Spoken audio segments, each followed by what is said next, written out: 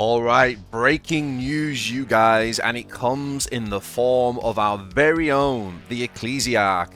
He is the latest to have joined the EG development team for Warpforge, guys, and without wasting any time whatsoever, we have an immediate hotfix called by the new lead game design, and let's take a look at what is in this hotfix. Well, you guessed it, guys. Anybody who's been following the podcast of Forgecast, you know the Ecclesiarch has been hot at the peak of the meta, understanding that this is the card, this is the fix we've all been waiting for, guys. It is indeed the Chaos Terminator. Now, anybody who knows anything about Warpforge knows that this is the major problem with the game right now. So this is the card as it stood.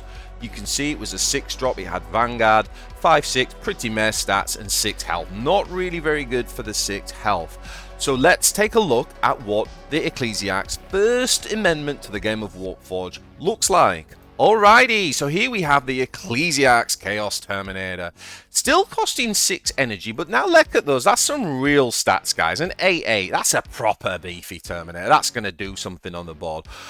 Now, for a second, let's talk about the health, right? If we're going to have a Chaos Terminator, anyone who's played Tabletop knows how difficult it is to kill a Chaos Terminator. So that measly 6 health, it should be at least double. We always talk about the health being more than the actual cost of the card, right?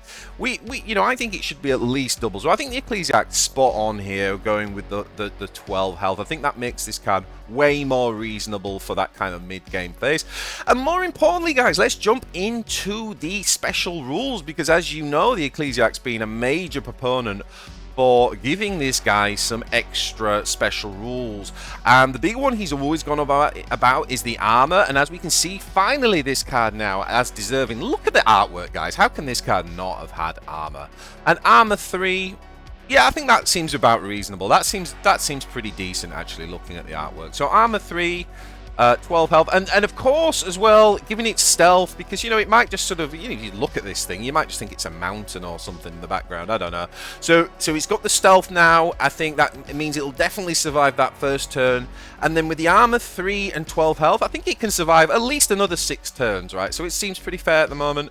And of course Vanguard as well, meaning that your opponent still has to get through this thing to be able to do anything to the rest of the board. Now, importantly, as you know, we just had the Dark Angels released, and with that came the teleport special rule. Now, the Ecclesiarch has championed the idea of not just holding these special rules to one faction, and he chose the Chaos Terminator as the one he felt would be a really good target for the new teleport rule. So he's added in a little bit of flavor here. I really like this one, just a bit of fun, that when it teleports in, it immediately deals 7 damage to all enemies.